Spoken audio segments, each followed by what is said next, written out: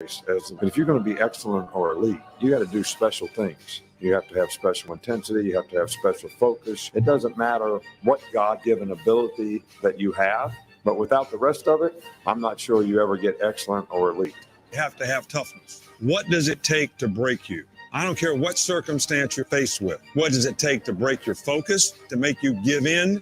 You're tired or you don't feel like giving effort or finishing the play like you should. I'm not saying it's our goal to try to break you. It's just the way it is in football. It's going to be difficult. You're getting yourself ready to play at a high level. And just because you got beat on the last play, that can't affect the next play. That's breaking you. Your frustration is breaking you. What does it take to break you? We should help others. We should serve other people all the time. You cannot be a leader and affect other people if you're not willing to serve other people. Think of our lives as every day we should appreciate the opportunity that we have to accomplish and affect something. Earn this. Everybody made all these sacrifices for you to live. Go live a good life. Be a good father. Help other people. Accomplish something of significance. Make a difference. That would be my message to everybody here. Make a difference and help everybody's spirit in a positive way. God bless you and roll tide. Jay Barker led the Crimson Tide to a national championship in 1992, winner of the Johnny Unitas Golden Arm Award and a finalist for the Heisman Trophy, voted the SEC Player of the Year, and was drafted by the Green Bay Packers, also seeing time with the New England Patriots and the Carolina Panthers. He is the winningest quarterback in Alabama history, 35-2-1, member of the Alabama Sports Hall of Fame. Jay Barker brings that same championship quality and football expertise to his own radio network and show. Joining him is Lars Anderson, New York Times bestselling author, 20-year veteran of Sports Illustrated, and professor at the University of Alabama. Live from the AVX studios in Birmingham, Alabama, The Jay Barker Show.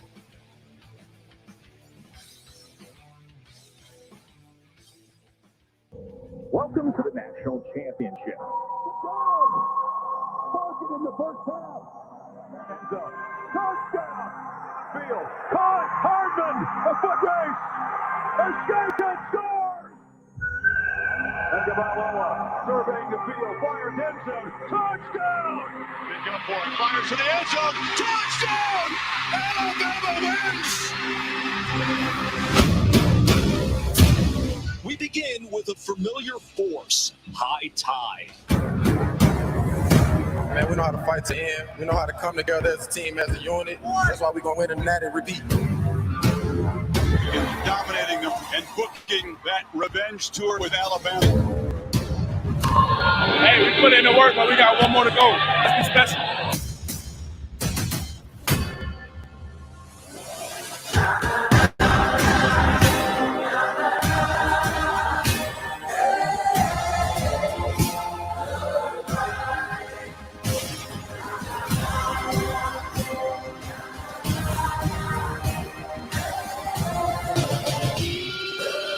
Touchdown, Alabama. 41. What a hit. To him again.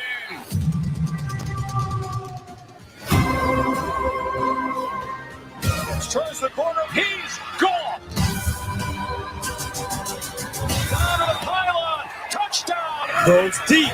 Down the field. We're going to play football. Yippee.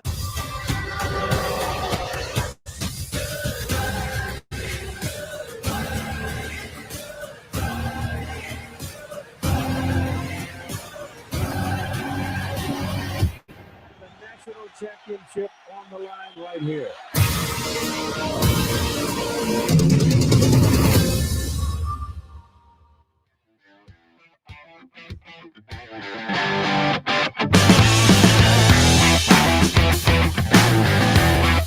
All right, welcome in. It is the Monday edition, and believe it or not, January 10th, and Alabama, Georgia tonight live in Indianapolis as Alabama goes for number 19 and Georgia going for number 2 since 1980, 41 years since the Georgia Bulldogs have been able to celebrate national champions. You heard Keith Jackson there at the end. Yippee, let's play football. I love that quote, and that's what we're going to get tonight with a great matchup between Alabama and Georgia, a rematch of the SEC championship game and also a rematch of the national title game just a few years back with 2nd and 26. A lot of redemption for the Georgia Bulldogs. They want to win this one in a big way. Kirby Smart wants to get past Nick Saban saga that he's had to deal with as an assistant coach. Also, you look at the quarterback situation with Bryce Young and also Stetson Bennett. And Stetson wants to prove himself to the world. And he said he didn't know the day as far as winning it for millions. I think more or less he wants to prove himself to himself and to people around him, his teammates more importantly. But should be a great matchup coming up tonight. All right, joining us, we got Mick Gillespie. Lars Anderson is actually out in Nebraska. I'm on my way to Indy right now. My oldest Andrew's driving us up 65, so going to be a lot of fun as we're getting closer to that national championship game. But I hope everybody's having a great Monday. We are presented by Topgolf for Birmingham. Got Topgolf today and see Mark Grenier, all the great folks there at Topgolf. They can help you out when it comes to having a great time with your coworkers, family, and friends. It is the bowling of this generation, Topgolf for Birmingham, and presented by, driven by Sunny King Ford on the sunny side of the street, Oxford Anderson. Go see Tony Russell and all the great folks at Sunny King Ford. All right, Lars Anderson, what's happening in Nebraska today? I'm actually in Tampa Bay. That's right. I spent time with Bruce Arians before the game, and then after they beat the Panthers and were able to get the second seed in the NFC. He was really happy about that and had a good time with Bruce and his wife last night. Just kind of relaxing back at his house after the game. And, we talked about the national championship game too. I mean, he thinks it's going to be real close. He knows both Nick and Kirby Smart very well. As you know, Jay, the coaching fraternity is very small. But it's a fascinating game on many fronts. I think you could make the argument from top to bottom, Georgia has the more talented roster, but there is just such a massive difference at the quarterback position with Georgia and Stetson Bennett and Alabama with the reigning Heisman Trophy winner, Bryce Young. I do think Georgia, Mick, this is just my sort of analysis, interpretation after talking to people and thinking about it a lot. I think Georgia is going to be more creative in pressuring Bryce Young. I think they realized in round one there that they couldn't get pressure on him with four guys, which was very surprising, I think, to all of us. And I think they're going to follow Cincinnati's blueprint in slowing down Jamison Williams, basically double covering him, put a safety over the top of him. But I think it's the difference at quarterback in big games is what ultimately is going to be the difference in this game, and that's why I like Alabama tonight, Mick. First off, I mean, I wish I was doing something productive today like you, Lars, hanging out in Tampa, meeting with Tom Brady and Bruce Arians and talking Super Bowls. I'm just disappointed that they canceled my Grateful Dead concerts out in Cancun for Wednesday. So I've got to make this my vacation right now going into this game. Look, I've broke this thing down, and I thought about this game. Last time I was sure that Georgia was going to beat Alabama. I didn't think Alabama would be able to block up front. I thought Georgia would be able to basically dominate the line of scrimmage, maybe not as much on offense, but I like the running backs. I thought they would be able to establish some sort of a run and then, use Brock Bowers or, one of the receivers to attack Alabama. And basically what I found out is no matter how much you think you know about this game, you don't know anything, right? Because Alabama went in there and spanked them. This game, I feel like it's a battle of styles. I don't even put this on Stetson Bennett and say, hey, the reason why I think Alabama is going to win is because of Stetson Bennett. When I look at Stetson Bennett, I see Greg McElroy. I see the exact same type of quarterback, really smart, doesn't have arm strength, a leader, able to pick the right guy to throw to, doesn't have the size that, without the real scrambling ability and the arm strength that you would think it takes to be a quarterback now for Alabama. But he's over at Georgia, and he's doing the exact same thing Stetson Bennett that McElroy did, and that's just win a bunch of games, where you're like, okay, I don't know how the guy's doing it, but he does it, right? Alabama's changed from that type of, hey, we're going to hand it off, control the ball, and basically rely on our defense and that anaconda attack after the 2015 season, because they figured out that no matter how good their defense was, they ran into trouble when they played these amazing quarterbacks and these spread offenses that had the ability to play with pace. That's what Alabama can do now. And that's why I feel confident going into this game. I feel like it's a battle of styles. And I got Alabama having different paths to victory. I mean, we've seen that this year, right? I mean, they came from behind. They had the last minute drive. They have won games that they shouldn't win. They won games where they've been way ahead. They ran right through Cincinnati and Ole Miss, right? And then they've thrown the ball to beat teams like Arkansas, so, and Georgia. Put Georgia in there. I think Georgia has a really good team. They have excellent players, probably more talent with experience than Alabama in certain spots. But I just feel like Alabama has a style advantage.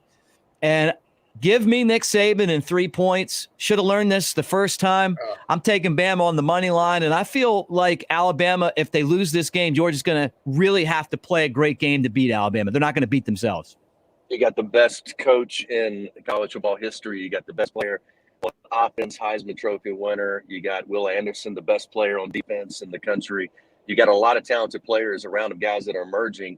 To me, Lars, and as Mick was talking about, as far as just the difference in the play of the quarterbacks, how different it is for Stetson as far as being kind of that game manager, which, that's his job. It's what he does. It's how Kirby does. By the way, make you look like a skinny Kirby Smart with that Alabama hat.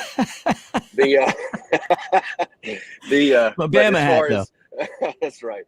But with Bryce, I mean, it really is on his back. I mean, they put a lot on him as the game goes along in order to have to make the plays, to pull Alabama through it, and to make sure that they're able to come away with a win. And, for him, that means that he has to be, I don't not say perfect, but he has to be on.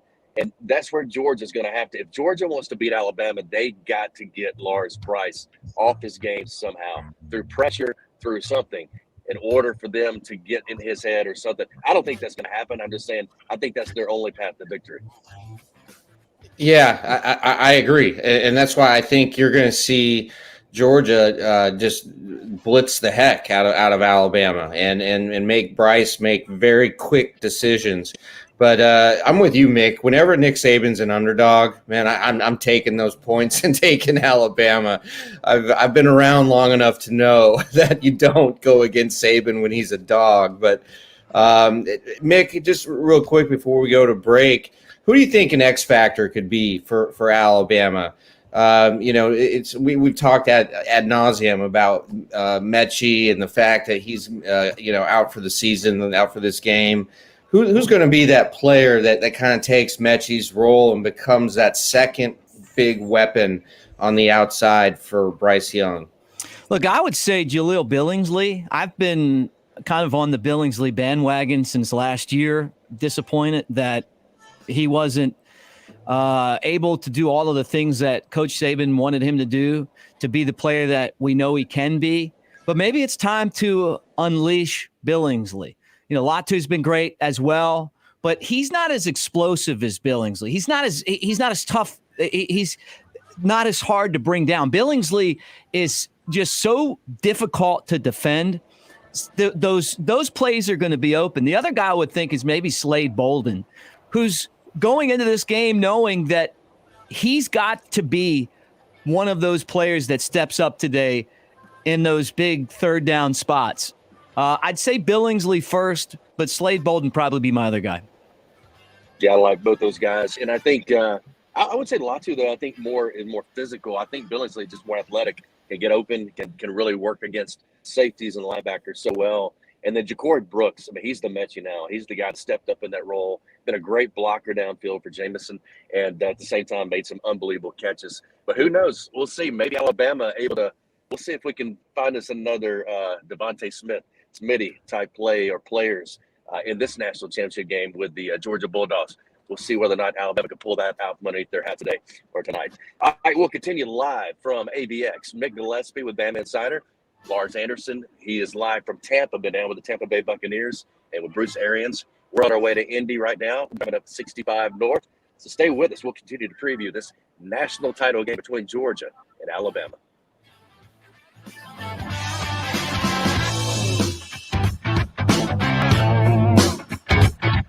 You're listening to The Jay Barker Show, live from the AVX studios in downtown Birmingham. Yes, Miss Tubbs. No problem. I'll call someone about the plumbing. One of Beatrice's properties needs a new superintendent. Someone with handyman superpowers and a concierge alter ego. Does anyone know any good electricians near Parkville? Indeed can help her hire great people fast. I need Indeed. Indeed you do. Instant Match instantly connects you with quality candidates whose resumes on Indeed match your sponsored job description. Visit Indeed.com/credit and get $75 towards your first sponsored job. Terms and conditions apply. We're planning a trip to Spain later this year. But our Spanish is pretty bad. So we're using Babbel. Babbel's conversation-based method teaches you real-life words and phrases. And with Babbel's interactive, bite-sized lessons, you'll remember what you learned. There's no easier way to learn another language. Ahora hablamos español. He just said, now we speak Spanish. Babbel, language for life. Now try Babbel for free. Just go to Babbel.com. That's Babbel.com. Did you know not washing your hands after using the bathroom can increase the spread of hepatitis A? Washing your hands with soap and water, as well as getting vaccinated, is the best way to protect yourself if you are at risk of getting hepatitis A. One dose of the hepatitis A vaccine provides long-lasting protection in up to 95% of those who receive it. For more information on the hepatitis A outbreak in our state, visit alabamapublichealth.gov/IMM. Sponsored by the Alabama Department of Public Health, the ABA, and this station. Has the pandemic affected your business? Even with more and more customers going online in the past 5 years, online business has grown greatly due to the pandemic. Now more than ever, it's important to have a strong online presence so that customers can find your business and products easily. That's where Townsquare comes in to help. Go to mylocalcustomers.com for a free competitive analysis to see how your business stands up to the competition. And if you're one of the first to sign up, you'll get $500 in free advertising on this radio station. That's mylocalcustomers.com. Hey there, Bob Baumhauer here. It's 2022, and it's time to start looking for healthier dining options. Well, Baumhauer's Victory Grill has you covered with plenty of legendary dishes to help your body feel good and keep your tummy full. Try our fresh entrees like our char-grilled salads, char-grilled chicken and seafood platters, and our wonderful array of healthy wraps. Happy New Year. Happy New You at Baumhauer's Victory Grill. Legendary fun, legendary food. Before Bamboo HR, I feel like crying just thinking about it. We were still handling everything via paper, and we literally had paper stack. It was all spreadsheets and like folders. From the moment I started using it, I felt calmer. As soon as we started using the Bamboo like onboarding checklist, I mean, it was extremely easy. Headcount, turnover, years of service. Like there's so many different reports that I use different points in time. I'm like totally set free to focus on the people, to focus on development, to focus on team dynamics. It's freeing me up to do more of the stuff that actually matters in HR, which is interacting with people, learning from them, and then building stuff for them. Everything is in this one place.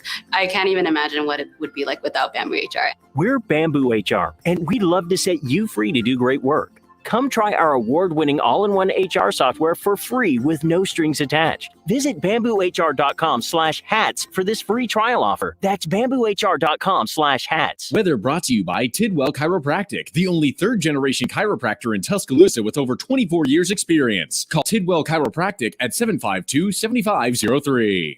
Tide 100.9 Tuscaloosa weather. Cool and breezy today with a good supply of sunshine, the high 51. The sky clear tonight, the low down in the upper 20s, around 28. Then for tomorrow and Wednesday, the sky will stay sunny both days, highs ranging from 51 to 54 degrees. I'm James Spann on the ABC 3340 Weather Center on Tide 100.9. It's 49 degrees in Tuscaloosa.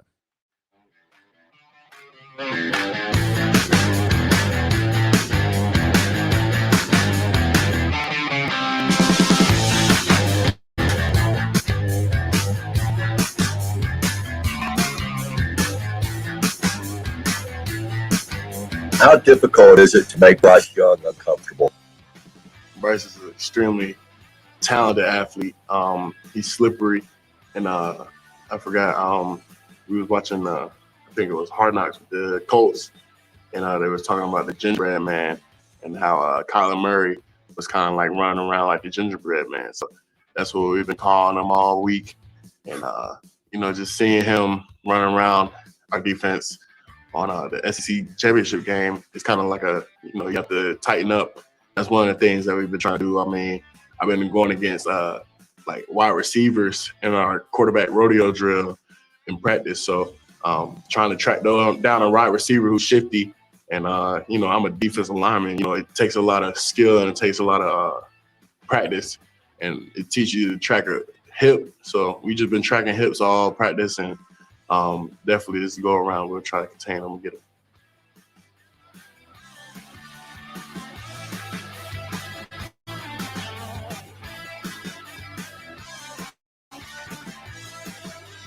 Then you need to hear this. People are. All right, welcome back in as we continue live from AVX, and also we got Mick Gillespie from BamaInsider. Don't forget on BamaInsider, if you're watching our YouTube channel, like, share, subscribe. Also, we're on Facebook Live for BamaInsider as well. Lars Anderson joining us from Tampa. I'm Jay Barker. We're on our way to Indy as we speak, or as I speak. So I appreciate the guys joining us today. Matt Coulter normally with us. He is under the weather today, so our thoughts and prayers are with him. Thinking about him, I know he was excited about this Monday edition, excited about being a part of this broadcast, and he said he may try to effort to be with us a little bit later on, but really missed today. So, Matt, we're praying for you, thinking about you. All right, as we continue, Gingerbread Man, what do you guys think? I sent out the Gingerbread Man song this morning to you guys. Did y'all listen to it? I didn't get a chance to. Mick, did you? I know that song well. I as a kid, I made the houses, and I'm always a big gingerbread guy. As long as the gingerbread man had icing, and then those two little, like the eyes were red, and I think they were made out of little peppermints. So I'm all about the gingerbread. The comparison, so look, he runs around, and they saw it on the Hard Knocks, series, and for them, they're doing everything they can, Lars, to try to identify Bryce Young as something that they can get to and something that they want to practice. He talked about all week. They worked against receivers. Jordan Davis in the defensive line worked against the skill guys, receivers and defensive backs, and really concentrating on tackling them, and talked about hip movement and keeping their eyes on somebody's hips, and really focusing on that. And all that focus the last week or week and a half is all been about Bryce Young. It's all been about how do we contain him in the pocket? How do we tackle him in space? How do we not let him ball fake us, or allow him to get out there and pitch it out wide to a receiver, to a running back, or what was a designed play to a tight end this past game. So this is definitely, I mean, their attention is definitely on Bryce Young and keeping him contained in the pocket and not let him get up the field. And I agree with you. You said earlier, Lars, that they're going to blitz. They're going to come at him, apply pressure. You just got to apply pressure to where he can't leak. The one good thing about how he is as far as his build, being smaller in stature, he can kind of squeeze through those cracks a lot easier than a bigger quarterback like a Ben Roethlisberger. He can duck under people. He's got great movement. He keeps his eyes down the field, knows where the line of scrimmage is, and can make those late throws, which is really hard on defensive backs as far as coverage.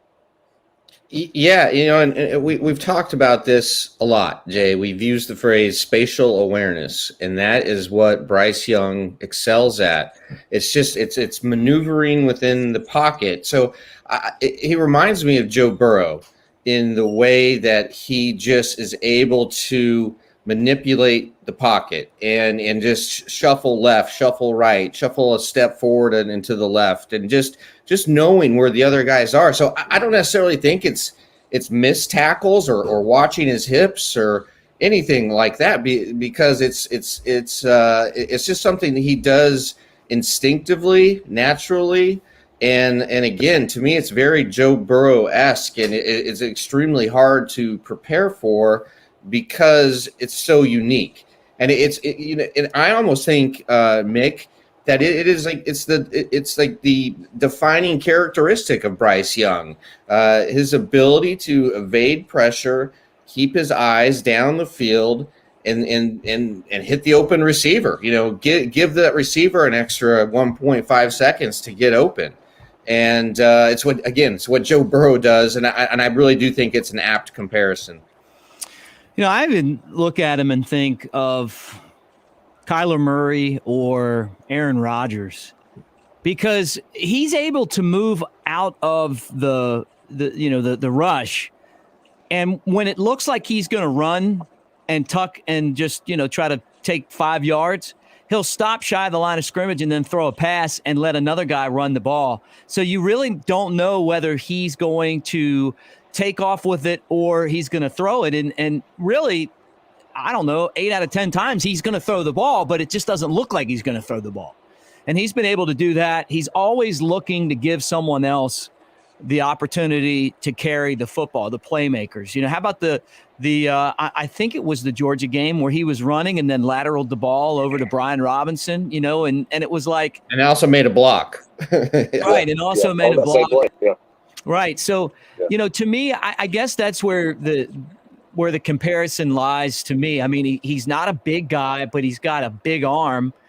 And also, he's super intelligent. I was honestly surprised after watching the Miami game, going all the way back to the beginning of the season, that he played with such poise in his first ever start as Alabama's quarterback, right? And against a team at the time that was one of the top teams in the country. We know that they weren't who we thought they were, but it was still a big game. And he just kind of hung in there like, hey, I've been doing this job for a long time.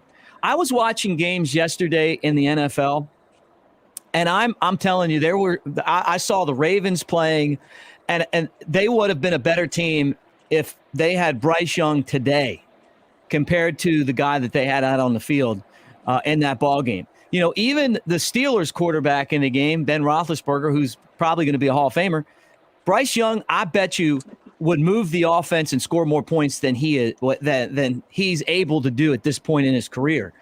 Bryce Young is talent-wise the Heisman Trophy winner and one of the best players in the country. But I think that taking all the physical tools away, it's what's between his ears that separates him from so many other quarterbacks. And it's his ability to slow the game down and not hurry, but still play fast. Yeah, there's 3 quarterbacks I think about Bryce Young. I think about Doug Flutie, I think about Kyler Murray, and I think about Mahomes. And because he's built more like Flutie, he's not nearly as thick as Kyler Murray is, but he plays like him in the pocket, the way he can move and make plays with his feet and run. But then he's like Mahomes, where he can make the no-look passes, Lars, where he can see guys at his peripheral like a great point guard, and whether it's tossing that ball out there or knowing where the line of scrimmage is, extending the plays. I think that's what makes him so special, is those things. So as you guys were kind of making comparisons, I had to make my own as well. How big is Brian Robinson going to be in this game, Lars, coming up? Last game against Georgia, weren't quite sure how healthy he was going to be. Comes in, makes some outstanding blocks. I mean, I would say that the line and the running backs blocked their best game and really gave Bryce Young a ton of protection, a lot of time to get the ball down the field. Yeah, I mean, Bryce Young's coming off a career day, 204 yards against Cincinnati. Cincinnati made it very difficult for Alabama to pass. Cincinnati had excellent corners, NFL corners. And so, Alabama went with the sort of just ground and pound, and Robinson did have a career day. Also, I think it's important to note that he's healthy. He wasn't fully healthy the last time these two teams played. But yeah, I mean, another huge question in this game, Mick, and we've been talking about it all year, is the right side of the offensive line. Against Georgia in round 1, they played, the whole entire unit played the best game of the season. And that was coming off of their worst game of the season against Auburn. And I still don't know how to really explain that other than good coaching. I don't know. But so what offensive line, I should say, are we going to see? We're going to see the unit that got dominated by the Auburn front 7, front 4, or are we going to see the unit that absolutely tore up Georgia in the first game, Mick? Lars, you're asking me a question that I posed a few times on the Bama Insider Tailgate Show. And I asked Mike Johnson, the 2-time All-American and our good buddy, former broadcast partner, and 2009 national champion. And, he knows offensive lines. And, and he was kind of as puzzled, I guess, as all of us, but how well they played against Georgia. They played well against Cincinnati, but obviously Chris Owens and Emil Ekier had some issues health-wise. It was great to see J.C. Latham get a chance to come into the game and play. Talent-wise, he's better than both of those guys. Just doesn't have a lot of experience, but they held their own. What Mike said, though, that I tend to agree with, and you guys kind of talked about it as well, Georgia's going to attack any way that they possibly can. Plus, they've also been planning, just like you heard Jordan Davis say, for Bryce Young's moves. I remember playing football just like, I didn't play at Jay's level, but we played outside, and there were a lot of guys that were shifty, and they told you to always keep an eye on their hips, because you wouldn't be fooled by the hips. They have game planned for his ability to move in the pocket. The thing that Georgia didn't do the first game that I was surprised about, as much as they're going to now, or at least Alabama suspects that they're going to, according to Mike, who talked to Doug Marrone, is he expects to see more stunts. They're going to overload the right side. They're going to blitz more. They just expect to see more of that stuff. Georgia didn't do a lot of it the first game. They did some, but they didn't do a lot of it. They thought they would get pressure with their front four, and what Alabama did was they played at a pace, which is why Alabama switched their offense going back to 2015, and kind of makes my point about why I think Alabama has a style advantage, because the ability to play fast tires these guys out. Davis was gassed. He talked about maybe not being in great, good enough shape in that game, and that played into Alabama's offensive line as well. I think one of the things I didn't calculate watching the Iron Bowl is the crowd noise was so much that the guys were having a tough time hearing the snap count, and that affected the game a lot. And that's not going to be the case today. It wasn't the case the last two games. But Alabama has a different swagger now, and I really feel like they'll be able to mask the offensive line. I think Brian Robinson, more than running, blocking is going to be a huge part of the success or failure he has in today's game. All right, we'll continue breaking it down for you. Alabama, Georgia, in this 2021 National Championship here in 2022, and on this January 10th, coming up tonight in Indianapolis. Stay with us. We'll be back live from AVX. Audio Video Excellence continues.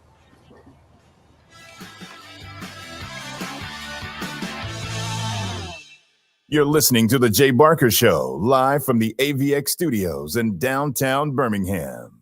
1 in 7 men will face prostate cancer. Nearly 500 new cases are diagnosed every day in the U.S. Traditional treatments can cause erectile dysfunction and urinary incontinence. But now there's a new option, high-intensity focused ultrasound, or HIFU. Men who are really looking for an option that really preserves their urinary and sexual function are great candidates for HIFU treatment. Preserve your quality of life. Call 866-4-VITURO or visit VituroHealth.com. Hi, it's Jay Barker for AVX, Audio Video Excellence. They are the premier provider for custom audio-visual design and installation in the Southeast. AVX seeks excellence in everything it does, including a superior employee experience. AVX offers employees an industry-leading salary, insurance benefits, and 401k options. AVX technicians also receive the highest level of certification and continue training, making it one of the most awarded and decorated companies in the industry. Career opportunities are available now for technicians in Birmingham and Santa Rosa Beach, Florida. Join the AVX team by contacting them at avxinc.com. Hi, this is Wes McClooney, owner of the New Balance Birmingham store. If you're average and you're looking for a new pair of running or walking shoes, I suggest you go to an average shoe store, where they'll sell you a pair of average shoes built for the average person with average size feet. But here's the thing, you're not average. No one is. We all exercise differently. We run differently. We walk differently. And our feet come in all sorts of widths and lengths. That's why at the New Balance Birmingham store, we employ fit specialists who will conduct an in-depth analysis of your foot's size and shape, along with your gait, and then determine the best New Balance shoes custom fit to you. Because New Balance isn't your average shoe, and you're not average either. Experience the difference an unaverage custom fit makes today at the New Balance Birmingham store on Highway 280 next to Chick-fil-A. New Balance Birmingham, your feet will thank you. Hi, it's Jay Barker. I want to tell you about my good friends Craig and Keith at Birmingham Broker. Go online at bhambroker.com. That's bhambroker.com or 205-716-1269. Got 7 kids, man, and we had to sell a lot of cars. And these guys are looking for a lot of inventory. They helped us with all the hassle. No stress for us. They did the process as far as the sales and everything. Handled it all the way through. White glove type service. You'll love it. Again, it's bhambroker.com. Sell your car through bhambroker.com or 205-716-1269. Hi, it's Jay Barker for Siebel's in downtown Homewood, and now's the time to get your special place ready. Come in and let Siebel's design your porch with Kingsley Bait outdoor furniture and one of their custom swinging bed. For the great room, you're going to need their Carson swivel recliner. Siebel's is the #1 Carson recliner dealer in the country, and Sarah and I, we've got one, and we absolutely love it. Be sure also to check out their famous custom-made beds and bunk beds built by Siebel's and made up with some of the best linens in town. Their staff can truly put your bed together like no other store. You can also follow Siebel's and shop on Instagram and Facebook. And be sure to call or go by their special store in downtown Homewood. The number is 800-448-1962. That's 800-448-1962. And just for listening, go to SiebelsCottage.com and order anything you want and type in J Barker for a special discount code. That's J Barker for a special discount code available only to our listeners for a limited time on the J Barker Show. Siebel's in downtown Homewood or online at SiebelsCottage.com. It's Antonio Langenberg to tell you about the easiest way to buy your tickets to your next high school game. Have you ever had to wait in line to buy a high school ticket or stop to get cash on the way to the game? There has to be a better way. There is. It's called GoFan. Check out GoFan.co the next time you need a ticket for a high school game. GoFan is easy, fast, and completely secure. You can buy tickets directly from your phone and just show the ticket at the gate. Download the GoFan app or visit GoFan.co now. That's GoFan. Letter C, letter O.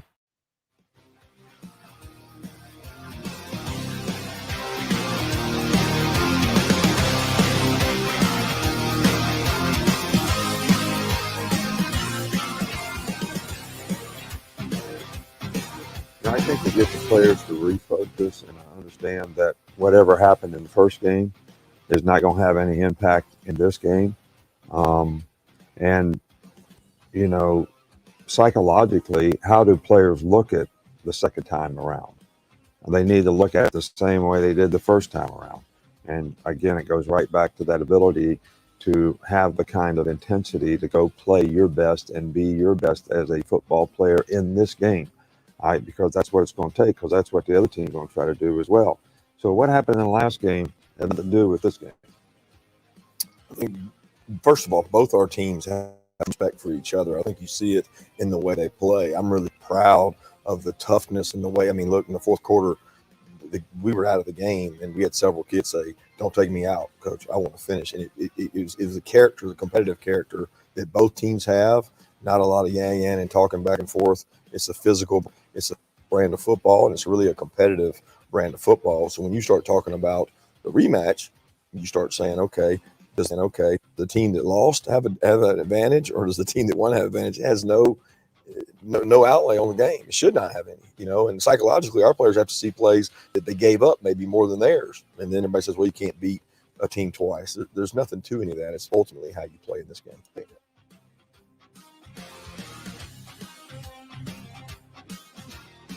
Well, I see it as players. You know, you see the competitive fire they play with. You see the leadership, all the intangible things that you want in your team as a coach, I think come out in those teams that we've seen from Alabama. And it's very indicative of his personality. That comes out in practice each day that I've seen. You know, so when that comes out, once the game comes, you turn it over to the players. How about Well, and Kirby's a great competitor. Was a really great competitor in the basketball games, but he was also a great competitor in terms of how he got the players to compete, because I think there is something to be said about, you know, players sort of emulate the personality of the coach. And when you're in a leadership position, you have great opportunity to do that. So now you see that. So be the same thing in his team at Georgia, you know, the way they compete, the way they play.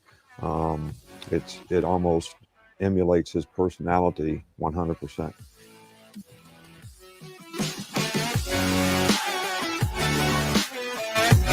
Welcome back in as we continue to preview Alabama at Georgia coming up tonight. And again, playing for Alabama, 19th national championship. Nick Saban overall, 8th, 7th at Alabama. He had the one at LSU. So unbelievable run over the last 12, 13 years for Nick Saban, his 15-year tenure at the University of Alabama. Kirby Smart trying to get over that hump, trying to get over the fact that he's doing things that, when it comes to doing all the getting ready for these games or these matchups against Alabama or any team, but wants to get over the hump of Nick Saban. So a lot going on in this game, a lot of great matchups. We're going to continue to dive into all that. Real quick, Lars, we've been talking a lot about Alabama, Bryce Young. How does Georgia stop Bryce? Also, how do you deal with Stetson Bennett? What's the ways to kind of slow him down, get him disrupted like Alabama did last time? They were able to get the pick 6 by Jordan Battle. They were able to get another pick. They were able to get that and really kind of seal on the game as well. And just a lot of big plays there, even though he had 340 yards, 3 touchdowns, had a big night as far as throwing the ball, but key mistakes that really cost them not only field position, but also really points in the touchdown run back or the pass interception. I mean, that's such a huge turning point in any football game. It's going to be such a key tonight for Georgia that Stetson Bennett avoid making the big mistake. He did overall.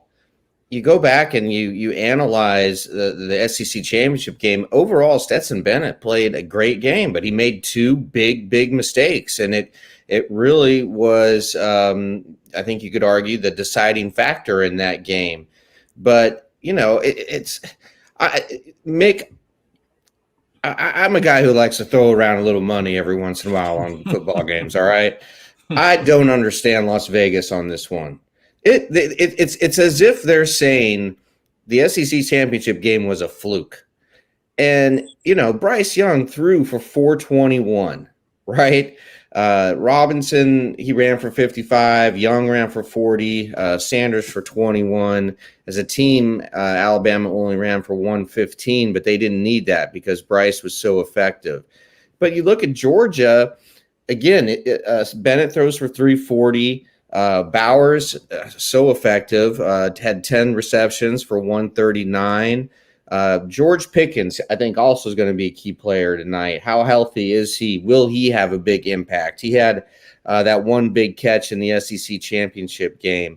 If he is, closer to 100% with that knee, he could give that Alabama secondary some problems. But Mick, if you could just address why you think Vegas, after Alabama won in convincing fashion in the SEC championship game, 41-24, it was not a fluke. Anyone who watched that game knows that game was not a fluke. How does Vegas make Georgia the favorite? Look, I've thought about this a lot. I had a conversation with our buddy Ben George, who hosts a gambling show. Jeff Cameron and I talk gambling all the time on the College Sports Book. Alabama has been really tough to handicap, and honestly, Georgia hasn't. I mean, Georgia struggled against Clemson at the beginning of the year and lost to Alabama. The rest of their games have been whitewashings. They've been just a wrecking ball. They've destroyed everyone, including a lot of teams that Alabama struggled to beat. And so I think when Vegas looks at Georgia, they look at the Zaire Whites and the 4 running backs, the offensive line, which has been so, consistently good. They look at the defensive line, which might be Georgia's best.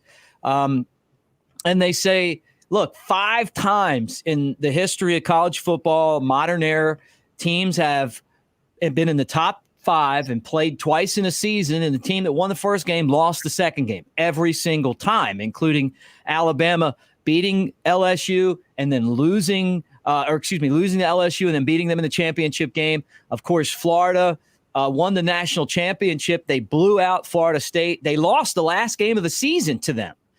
So those 2 teams played again, and it goes further back than that. So, I mean, maybe that's a part of it as well. The revenge factor. Kenny White, who's a Vegas handicapper, and I do a show together, and he's always talking about the revenge factor. He actually, in his, the rankings that Kenny does, he ranks in revenge. So I'm guessing that that's a big part of this. Man for man, you could argue that Georgia's better than Alabama right now, although Alabama's going to have the best 2 players, man for man, Georgia's a more consistent team. So I'm guessing that is why Georgia is favored. The other thing is that Vegas has always seemed to like Georgia over Alabama. I was at the blackout game in 2008. That was one of the, look, I'm wearing black now. It was amazing. I know it was Georgia's funeral, but when I was at the game, it was awesome, right?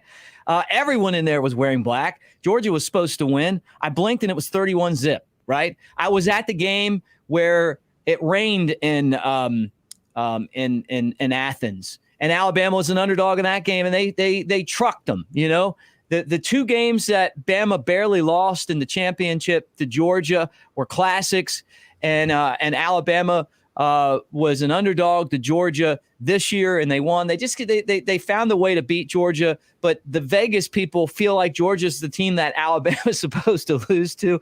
So I guess that's a part of it as well. And the other thing is, honestly, is Alabama's been so inconsistent. I never know what Alabama team's going to show up. We talked about that already on this show. Is it the Alabama team we saw for 3 and almost 4 quarters against Auburn? Is it the Alabama defense that we saw that couldn't stop Arkansas? Is it the Alabama that played in the first half against Florida or the second half against Florida, right? Is it the Alabama that showed up against Ole Miss? I feel like there's 5 different Alabama teams, and there's one Georgia team. And Georgia got beaten by Alabama in that game, but I felt like it was a style win, and maybe they didn't take Alabama as seriously as they will this time. You know, I was looking at some of the numbers back in 2017, 2018, and rematches, and it was 15-9 for rematches in college football. 15-9, that means 15 that had won before, won again, and only lost 9 times.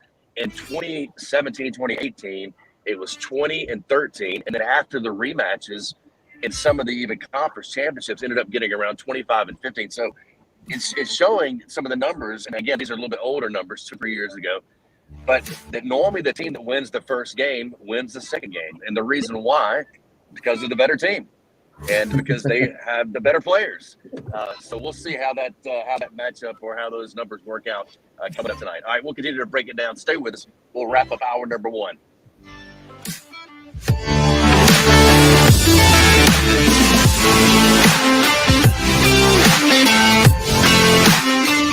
You're listening to The Jay Barker Show, live from the AVX studios in downtown Birmingham.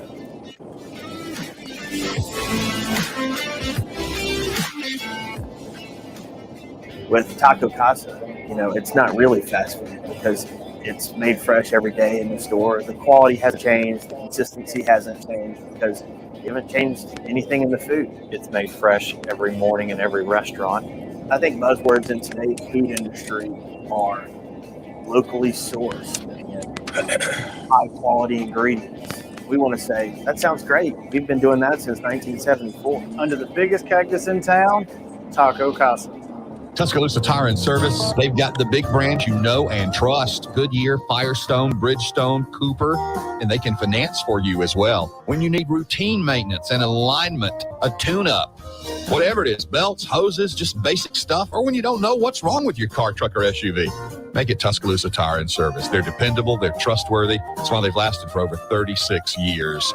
Skyland Boulevard, McFarland Boulevard East in Northport on Lurleen Wallace Boulevard. Check out the website, TuscaloosaTireandService.com. Relax and recharge with all your buddies while you watch all your favorite games at R&R Cigars. They have a large walk-in humidor with a great selection of name brand cigars for all flavor profiles and taste preferences. R&R Cigars has Tuscaloosa's only whiskey bar and several big screen TVs to watch your favorite team with theater seating and Wi-Fi. So if you're looking for the ultimate venue to watch all your favorite sports, stop by R&R Cigars on 6th Street in Tuscaloosa and next to Winn-Dixie on McFarland Boulevard in Northport. COVID-19 has disrupted our lives, but it won't have the last word.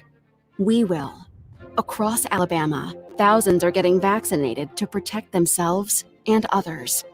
Find out where you can get the COVID vaccine today at alabamaunites.com. Please get vaccinated. If you have symptoms, also get tested for COVID-19. Alabama unites against COVID.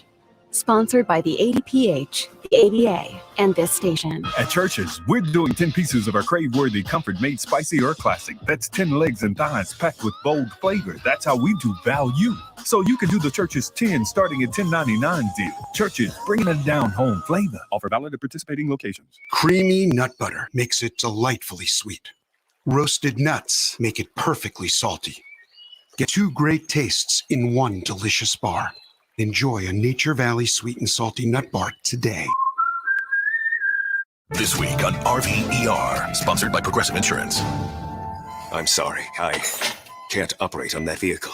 But doctor, you took an oath. That RV, it's my son's RV. Oh, doctor, isn't there anything you can do? I'm not a miracle worker, Sheila. I'm an RV surgeon, trained to save the lives of large, injured recreational vehicles, which is definitely a real profession. When your RV really needs saving, Progressive has you covered. See if you could save with a leader in RV insurance. Progressive Casualty Insurance Company and affiliates, covered subject to policy terms. Hi, this is Joe. As we begin the new year, I've partnered with Jackson Hewitt to help make this tax season a little less taxing. Did you start a new business last year? Or did you have a side hustle that brought in some extra income? If so, be sure to separate business income and expenses from your personal finances by setting up a separate bank account and credit card. This tax tip is brought to you by Jackson Hewitt. File in a way that fits you and get the refund you deserve. Learn more at jacksonhewitt.com. Weather brought to you by Tidwell Chiropractic, the only third-generation chiropractor in Tuscaloosa with over 24 years experience. Call Tidwell Chiropractic at 752-7503. Tide 100.9 Tuscaloosa weather. Cool and breezy today with a good supply of sunshine, the high 51. The sky clear tonight, the low down in the upper 20s, around 28. Then for tomorrow and Wednesday, the sky will stay sunny both days, highs ranging from 51 to 54 degrees. I'm James Spann on the ABC 3340 Weather Center on Tide 100.9. It's 49 degrees in Tuscaloosa.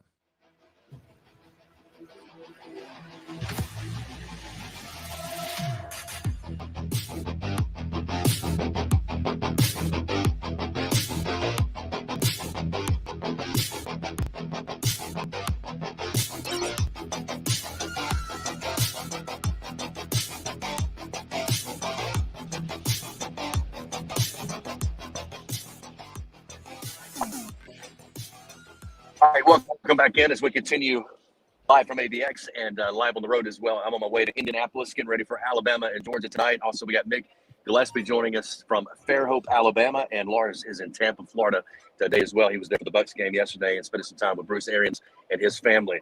Big game tonight, the national championship, and a lot to dive into. We've already broken down a ton. But the emergence of the tight end in this game, when you talk about Billingsley, when you talk about Cameron Latu, when you talk about Brock Bowers, from Georgia's standpoint, the evolution of putting your hand to the ground and blocking, and we've seen it even in the NFL. The tight end has changed so much, and it's changing the game, and I think for a great way, because knowing from a quarterback's perspective, it's such a great thing to have a great tight end, a great running game, and when you have backs and tight ends that can block and also catch coming out of the backfield, it puts so much pressure on the defense. Last game, Bowers became a huge target for Georgia, especially in the second half, guys, and really put up some pretty big numbers, and just a tremendous athlete, a really tough guy to defend. And as Coach Saban has talked about, even I think it was Pete Golding, that even when you're in perfect position with him, he's able to do things with his body, contort himself.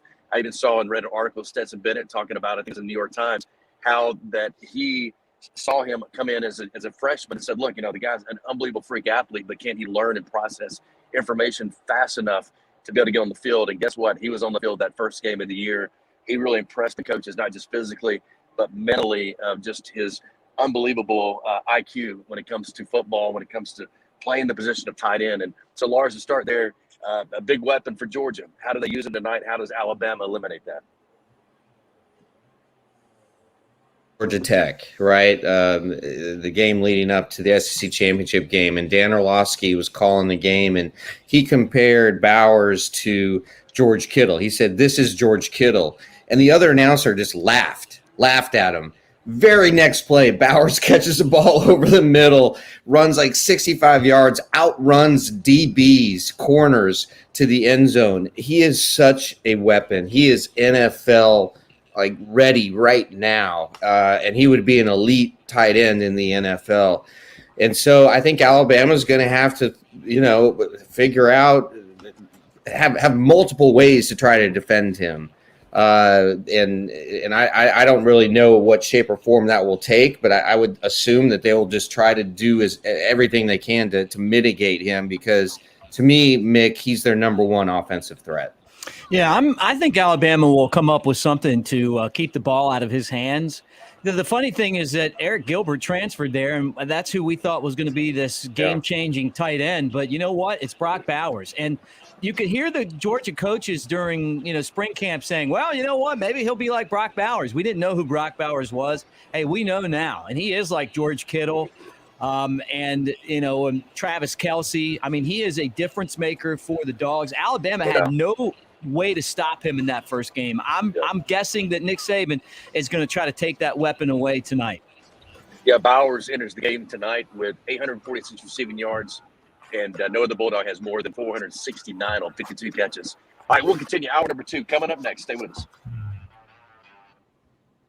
1 in 7 men will face prostate cancer. Nearly 500 new cases are diagnosed every day in the U.S. Traditional treatments can cause erectile dysfunction and urinary incontinence. But now there's a new option: high-intensity focused ultrasound, or HIFU. Men who are really looking for an option that really preserves their urinary and sexual function are great candidates for HIFU treatment. Preserve your quality of life. Call 866-4-VITURO or visit VituroHealth.com. I want to tell you about my good friends at Southern Assurance Group. Hi, it's Jay Barker. And look, Ken Needham has done a terrific job. Local company, 205-980-1505 is their number. That's 980-1505. Again, local, you can speak with the same team every time you give them a call. Full line of products from auto, home, boat, life. You'll trust them. They have a great deal as far as the relationships they build with their customers, and 20 years with the same company and industry. Custom approach for your insurance needs. Give them a call, 980-1505. That is Southern Assurance Group. Hi, it's Jay Barker. I want to tell you about my good friends Craig and Keith at Birmingham Broker. Go online at bhambroker.com. That's bhambroker.com, or 205-716-1269. Got 7 kids, man, and we had to sell a lot of cars. And these guys are looking for a lot of inventory. They helped us with all the hassle. No stress for us. They did the process as far as the sales and everything. Handled it all the way through. White glove type service. You'll love it. Again, it's bhambroker.com. Sell your car through bhambroker.com or 205-716-1269. Whether it's for lunch or dinner, head out to the Cajun Steamer. It's a New Orleans-style joint that serves authentic Cajun and Creole food, cold beer, and great drinks. They are known for their wide array of Cajun classics and original creations prepared in an authentic fashion. This Louisiana kitchen can have you slapping the table for more. Stop by the Cajun Steamer and sign up for your Alabama, LSU, or Auburn fan card. Eat with the Cajun Steamer while your team is on TV and use your fan card to receive a 15% discount on your entire meal. With locations in Hoover, Trustful, Huntsville, and Franklin, Tennessee, they've got you covered. Head out today to the Cajun Steamer. At Schaefer Plastic Surgery, not only they treat you like family, you get a free opening consultation. Not normally you get that for elective surgeries. You do with Dr. Schaefer. And he also combines experience gained from nearly 2 decades in practice, 8 years in advanced training to achieve beautiful, transformative results for his patients. As a board-certified plastic surgeon, Dr. Schaefer's goal is to exceed expectations while being dedicated to safety before, during, and after the procedure. Go online at SchaeferPlasticSurge.com. That's SchaeferPlasticSurg.com or 205-278-7969. For more information, and located on Highway 280 across from Grandview Hospital. When you go to turn on the lights, you expect them to work. Our team at Alabama Power does too. But sometimes extreme weather and events test our system. Knowing we're out there making repairs helps, but answers are what you deserve. So we're rolling out new tools to keep you informed, especially during storms. Visit Alabama Power's new outage map to see outages in your area and get updates on repair times. And sign up to get personalized outage alerts on your phone or computer for free. Learn more at alabamapower.com/alerts. I know you know about Guthrie's Chicken Fingers, but do you know about the Guthrie family? 1992, they started selling chicken fingers. They were the first chicken finger restaurant and the first drive-through chicken finger restaurant ever. They've been around for over 50 years. Since the beginning, Guthrie's have been using only the finest ingredients in their Guthrie's boxes. While others have tried to copy, nothing tastes like Guthrie's chicken fingers dipped in that Guthrie's famous sauce. Guthrie's restaurants are expanding to give the entire U.S. a taste of their golden fried chicken fingers. Franchise opportunities are available. Go to Guthrie'sChicken.com. That's Guthrie'sChicken.com for more information. Following this summer's Tokyo Olympic Games, the eyes of the world will turn to Birmingham, Alabama, and the World Games 2022. Next July, the world will come together for the South's largest international sporting event since the 96th Centennial Olympic Games. 3,600 athletes will compete for gold in 34 sports, including lacrosse, softball, gymnastics, flag football, and more. Tickets are on sale now. Buy yours at twg2022.com. WTUG HD2 Northport and W265CG Tuscaloosa. Tide 100.9 and streaming on the Tide 100.9 app. Who you are is more important than what you do. The only way that you're going to have any kind of success in your life, you have to buy into a process of what it takes to reach a goal. How can I be the best I can be at what I do? How much of your time was spent and how much was it invested in your goal? You can't do it unless you can overcome adversity, because that's what makes great things great, is the things that you had to overcome to accomplish them. We have about 5 choices in our life, and everybody has a choice as to what they want to do and how they want to do that. But if you're going to be excellent or elite, you got to do special things. You have to have special intensity. You have to have special focus. It doesn't matter what God-given ability that you have, but without the rest of it, I'm not sure you ever get excellent or elite. You have to have toughness. What does it take to break you? I don't care what circumstance you're faced with. What does it take to break your focus, to make you give in? You're tired or you don't feel like giving effort or finishing the play like you should. I'm not saying it's our goal to try to break you. It's just the way it is in football. It's going to be difficult if you're getting yourself ready to play at a high level. And just because you got beat on the last play, that can't affect the next play. That's breaking you. Your frustration is breaking you. What does it take to break you? We should help others. We should serve other people all the time. You cannot be a leader and affect other people if you're not willing to serve other people. Think of our lives as every day we should appreciate the opportunity that we have to accomplish and affect something. Earn this. Everybody made all these sacrifices for you to live. Go live a good life. Be a good father. Help other people. Accomplish something of significance. Make a difference. That would be my message to everybody here. Make a difference and help everybody's spirit in a positive way. God bless you and roll Tide. Jay Barker led the Crimson Tide to a national championship in 1992, winner of the Johnny Unitas Golden Arm Award and a finalist for the Heisman Trophy, voted the SEC Player of the Year, and was drafted by the Green Bay Packers, also seeing time with the New England Patriots and the Carolina Panthers. He is the winningest quarterback in Alabama history, 35-2-1, member of the Alabama Sports Hall of Fame. Jay Barker brings that same championship quality and football expertise to his own radio network and show. Joining him is Lars Anderson, New York Times best-selling author, 20-year veteran of Sports Illustrated, and professor at the University of Alabama. Live from the AVX studios in Birmingham, Alabama, The Jay Barker Show.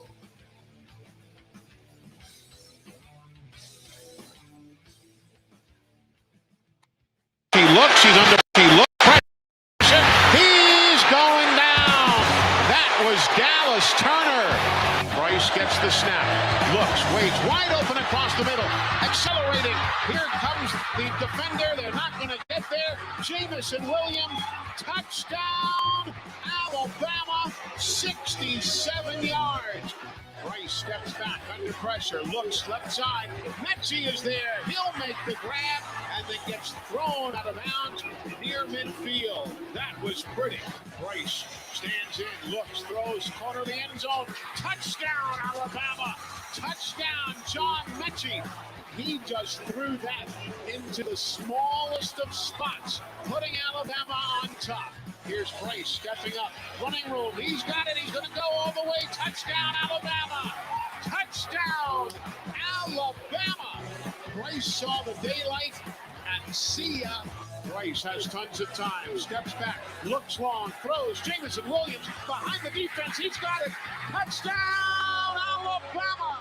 Touchdown, Alabama. 55 yards. 30-17. Motion from the far side to the near side. Here's the give, and here's Will Anderson coming in to get a piece of James Cook before he even got out of the backfield. Bennett looks, throws, intercepted, and Helms. Intercepted Helms. I don't want to say I told you so. Audible, clap his hands, gets the snap. He looks and throws, intercepted Alabama. Intercepted Jordan Battle. Down the left side, 15, 10, 5. Touchdown, Alabama. Touchdown, Alabama. A 42-yard try. Good spot. And the kick is up. And good. Bennett, the quarterback in the shotgun. Pressure on the outside, and down he goes. 3 sacks. That was Will Anderson. Came around the outside to put another exclamation point on this one. There's the knee. And Alabama has again done the job. You know, folks, the more things change, the more they remain the same. Alabama is still Alabama.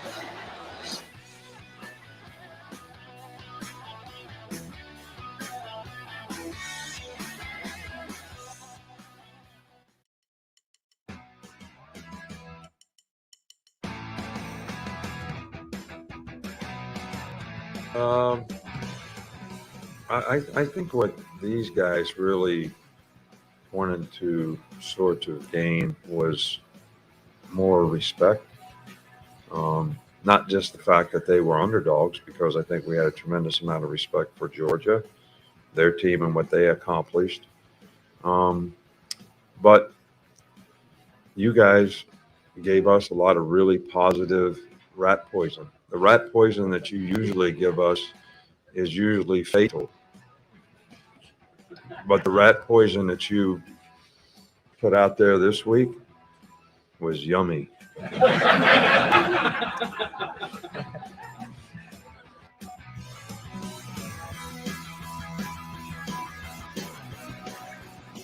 All right, welcome back in. Hour number 2 here on the Jay Barker Show. We got Lars Anderson, Mick Gillespie as well. Mick joining us from Fairhope. I'm on my way to Indianapolis as we speak, heading up 65 North.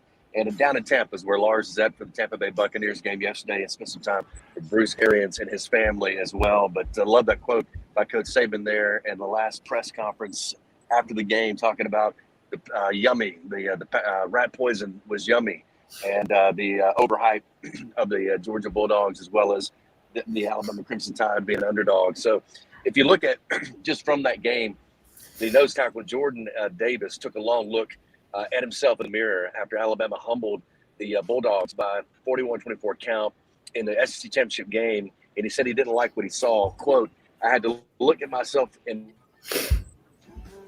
realize I wasn't doing enough.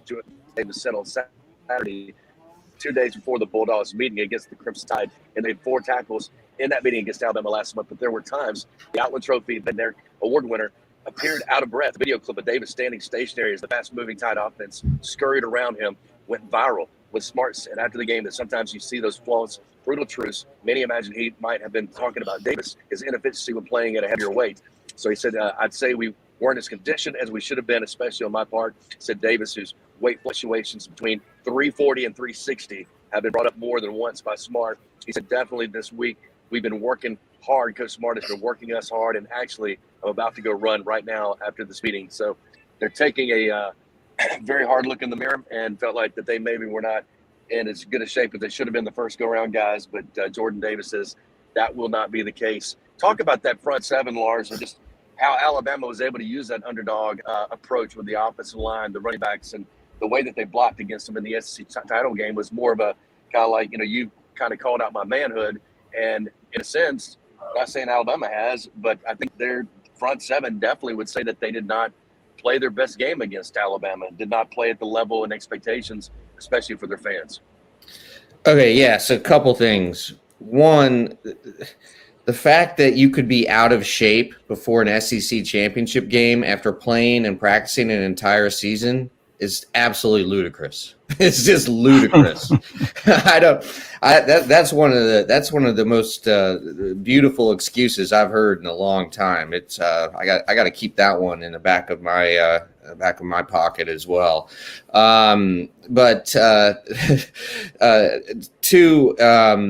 Yeah, I mean, I think it's going to come down to, look, if that front four can get pressure on Alabama, just rushing 4, and they thought they could in game 1, and they couldn't, but if they can in game 2, it's going to be a difficult matchup for Alabama. Different point of Nick Saban talking about the yummy rat poison. Mick, it drives me crazy when reporters who don't really pay attention to Nick Saban, reporters who aren't maybe in Alabama or in the South, and they see is this kind of caricature of Nick Saban, and that is he's this curmudgeon, he's really hard to cover, he's Bill Belichick.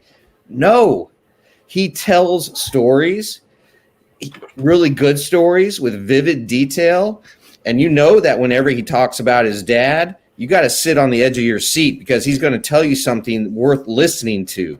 And just he is, yeah, sure, he has his his tete-a-tetes with certain reporters every once in a while. And I have to admit, I've never covered him on a daily basis, right? But I've been around him a lot, as have you. I think he is just absolute like gold to cover as a reporter. Your thoughts on that, and then also just what Jay was talking about with the front four of Georgia. Yeah, look, there's a lot of excuses as to why Georgia didn't win. That one puzzled me because you just got through playing an entire season of football. But maybe part of that is that Georgia won so many games convincingly, those guys might not have had to work too hard to play 4 quarters of football. Maybe they didn't play an offense that was as fast-paced as what Alabama brought to that SEC championship game. You know, you talk about reporters. First off, I remember when Nick Saban came to Tuscaloosa, allegedly there was this letter that came out. I worked there at the time where he didn't want you to stop him if you saw him in the halls. You know, it was basically like I felt like some of these stories I'd heard about Martin Lawrence, where you're not allowed to like look him in the eyes, if you were on set with him and you weren't, around him. And I'll be honest with this too. As much as I loved him as a football coach, I wasn't a big fan of who I thought he was. That all changed when we had the tornadoes and the way that I think he changed, honestly. I don't necessarily think that it was my misconception of him. I just think that he showed us a different side of him, the side that the players saw, the way that and you know this, Lars. I mean, you wrote one of the best stories of all time about it. I lived through it. And, I went out and volunteered with the athletic department. A lot of those football players were with the different golf carts I was driving around on back then. And I saw a different side of Nick Saban. And honestly, I've been in love with the guy as a person as much as a football coach since. When people ask nonsense questions, or if he's using a question to motivate the team, to talk to the team, he'll get a little bit fired up. The difference is that now he'll give you a wink or a smile, or, you kind of know at the end, like it's not personal, and I think sometimes even, it was a sideline reporter, a couple years ago, I forget her name, Taylor or something, where he Maria Taylor, and people were upset that the way he talked. Look, that's just the way he is. He didn't mean anything by it. We all knew that. But some of the Miss Terry made Nick call Maria. Right. I know, right? And he probably at the time never even thought like, hey, this was a thing. He's just upset about the game. He's answering the question. He's not thinking anything other than doing what he always does, and that's stay focused on the football team. Mm-hmm. The thing that I want to ask you, Lars, I'm going to throw it back at you. I've made fun of the question that Kirby Smart got asked a lot about the boogeyman. The reporter called it the bogeyman. I think someone wrote her the question. I don't think that anyone calls the boogeyman the bogeyman. I don't believe that.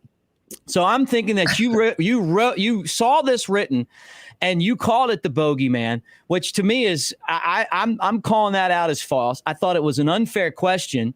And, on my show, we talked a lot about that. I asked Mike Johnson what he thought, and he said, when I played, you got tired of the national people showing up. They don't know what's going on, and then they throw a question at us like that. You're obviously not one of those guys. When you were a national writer, you had your hand on the pulse. But do you know where he's coming from? Yeah, hey, it is really difficult to come from New York. You parachute into an environment that you're not familiar with, and you got to turn around a story pretty quick. And I just very fast, I had to do a story on Barry Bonds once. I didn't know that Barry Bonds, you weren't supposed to approach him at his locker. And all the local writers from San Francisco, were just like watching me approach him, and none of them stopped me. It's because they just wanted to see the explosion that was about to happen, and it was horrible. It was one of the worst experiences of my life. So I get it, but what really, you just need to do your research and all of that. But Jay, I know we're up against a break, and maybe you want to take this on the other side, but how quick or how important is a quick start for Alabama, and why has Alabama struggled throughout the year to get off to a quick start? And this is a question that a couple of our listeners and viewers on BamaInsider have posed, and I would love to get your analysis of that. All right, first of all, we'll do that on the other side, but also I would love for y'all to call me Bogeyman. If I was called Bogeyman, that means I'm playing some good golf. Yeah. I play a lot better golf than I play right now. Call me Bogeyman anytime. All right, we are presented by Top Golf of Birmingham. Get out of Top Golf, see Mark Grenier, all the great folks there. Top Golf, your co-workers, family, call it the bowling of this generation. Also driven by Sonny King Ford on the sunny side of the street. Tony Russell and all the great folks there at Sonny King Ford. All right, we'll return as we continue to preview Alabama, Georgia for the national championship tonight.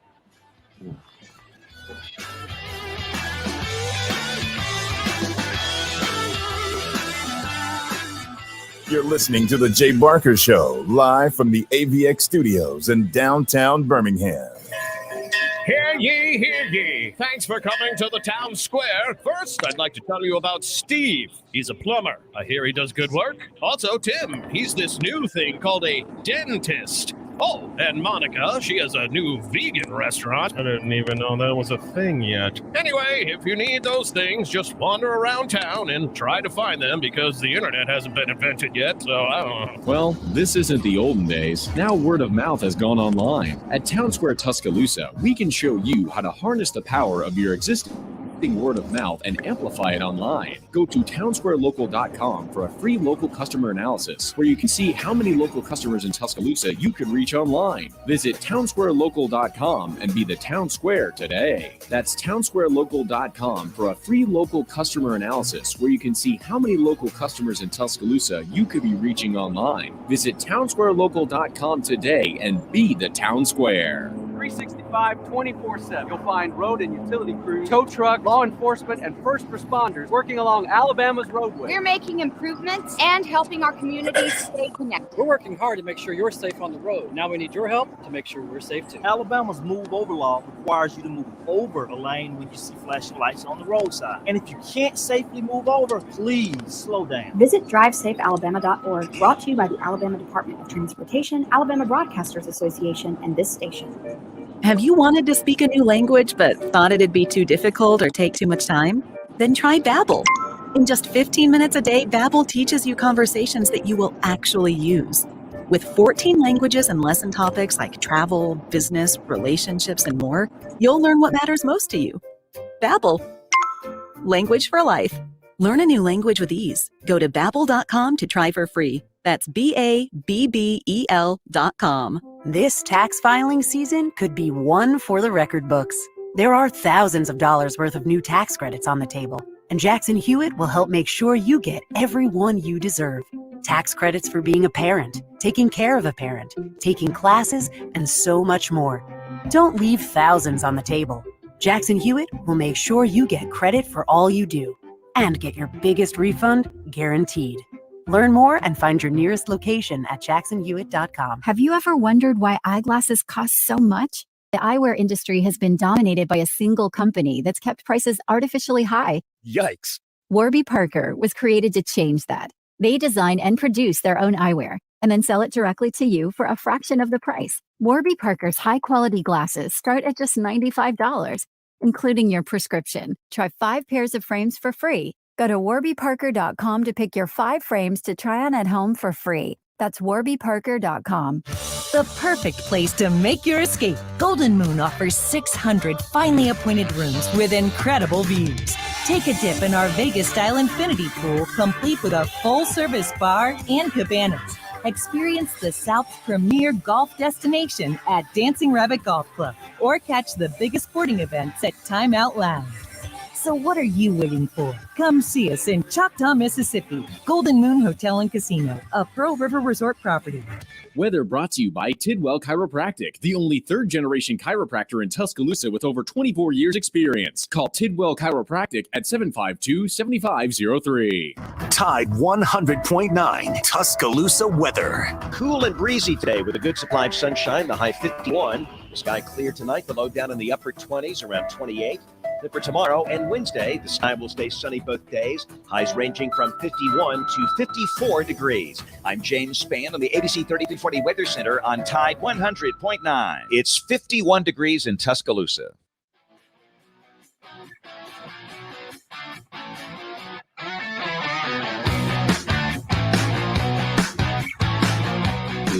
Name, image, and likeness is a positive thing for, players.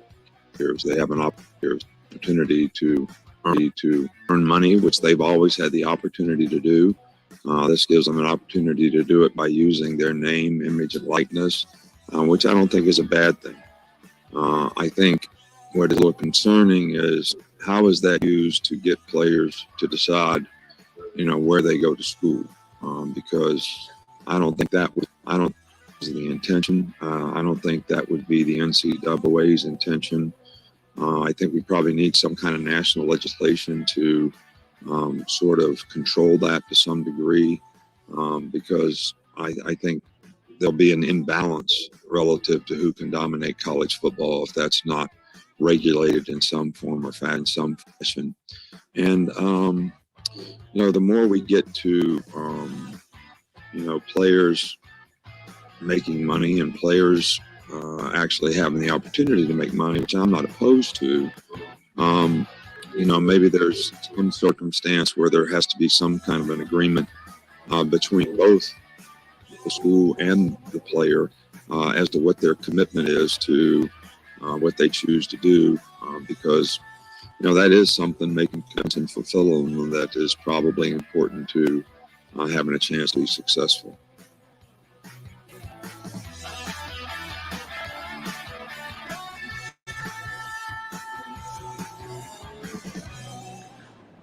All right, welcome back in as we continue hour number 2, getting ready for Alabama, Georgia, coming up tonight for the national championship in Lucas Oil Stadium in Indianapolis, actually on Highway 65 or I-65, headed in that direction right now north. And we got Lars Anderson in Tampa and also down in Fairhope, Alabama, Mick Gillespie.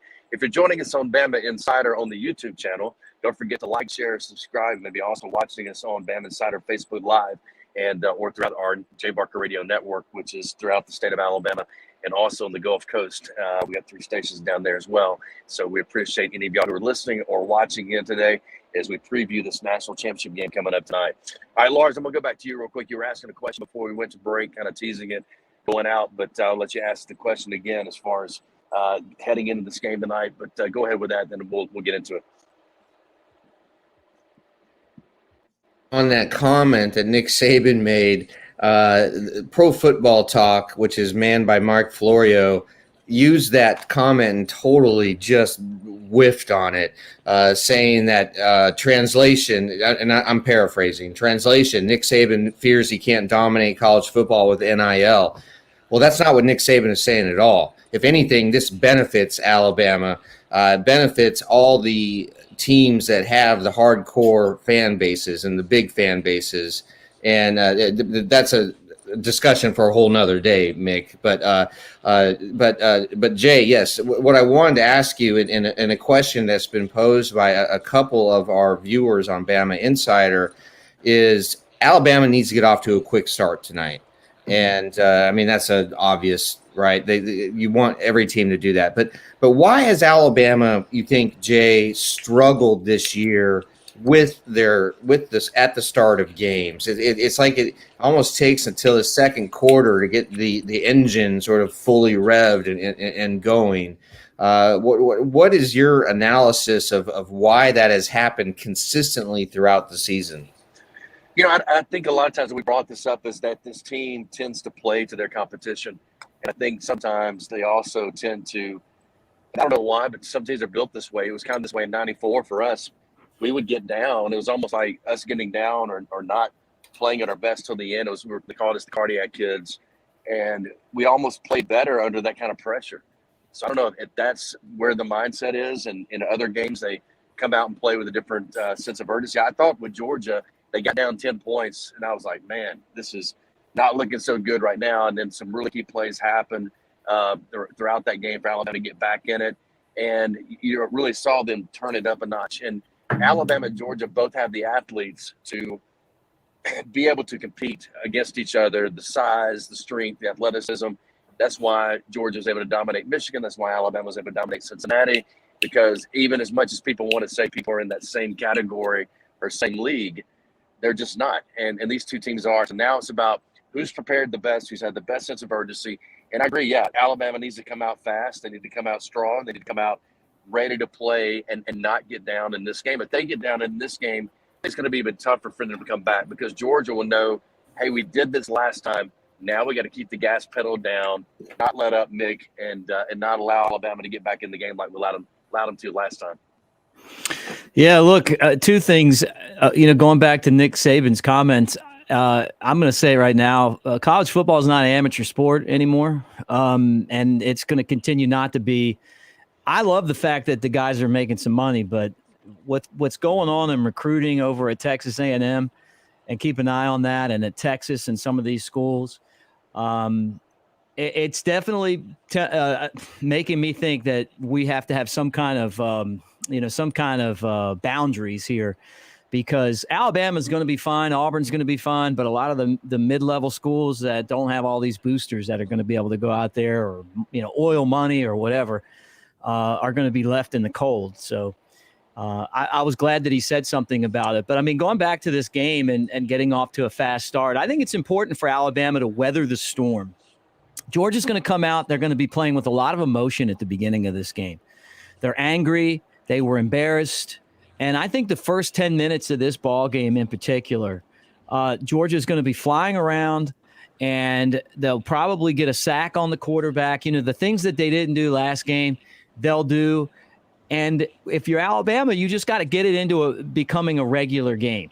You don't want to make any mistakes early. You want to play your style of football. And for whatever reason, my gut feeling is that the first 10 minutes of this ball game are going to be Georgia's. And for Alabama, it's just like being in a prize fight and being able to just get through the first round against an opponent that comes out throwing a lot of punches. Long term, it might not pay off, but you can definitely lose a game in the first 10 minutes, but you can't win one in the first 10 minutes. And so I'm just kind of hoping that Alabama does that. And in the game against Clemson, where they got blown out, that the pick six by Tua, and on that first drive Alabama had, put Alabama up against the wall in that entire game. Yeah, absolutely. And I'm glad you brought that up, Mick. Jay, if you were Bill O'Brien, what does your opening script of 10, 15 plays look like? Oh my gosh, Lars. I mean, number one, establish the run. You're going to have play action off of that. You're going to have a lot of movement, lots of motions.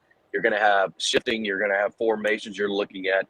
I mean, scripting is about figuring out how's the defense going to react to different formations, different ways that we try to get things. Alabama's not going to change who they are. You're going to see the exact same type of runs, exact same type of passes. They're just going to get to them in different looks. So it's kind of like opening up Christmas gifts on a Christmas morning, and you have all these different gifts that look so different every time you keep opening up. It's a pair of black socks, so it's going to be a different look, but it's going to be the same thing. It's who they are. It's their heart. It's their soul. It's the things that they're the best at. We've heard many coaches talk about that, and now it's how do we get there? How do we formation? How do we feel like we can get some matchups against certain players that we feel like are good matchups?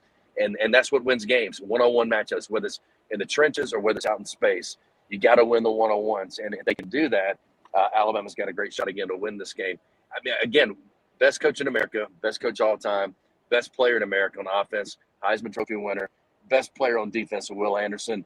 And I'll tell you the other guy, too, Dallas Turner has really come on big time this year. As the year has gone on, he has grown up in so many ways, and that's going to allow Will Anderson even better ability, I don't say protection, but ability for him to get some one-on-one matchups.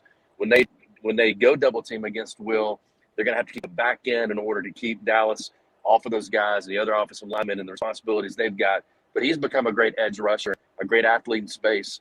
Henry To'oTo'o, I think, has also got more patient as far as in the run game, not overrunning things quite as much. But he matches up really good in space against whether it be a tight end or whether it be a back coming out of the backfield. So I'm excited about the game. I mean, I hope Alabama comes out with a sense of urgency. I said earlier, I think there might be a player or so that maybe emerges in this game that we've seen, like with Devontae Smitty. We'll see how that works out. But I hope to see a lot of fireworks tonight. Hopefully it's going to be an exciting game to watch.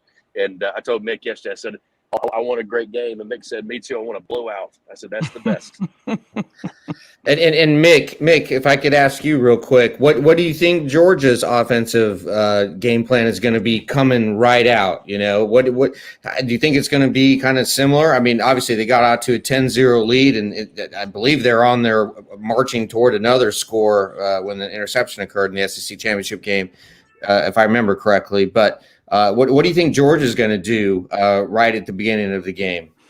Look, I think they're going to do what they always do, and that's try to be balanced, try to establish the run. But I think they're going to try to take more chances down the field in this game.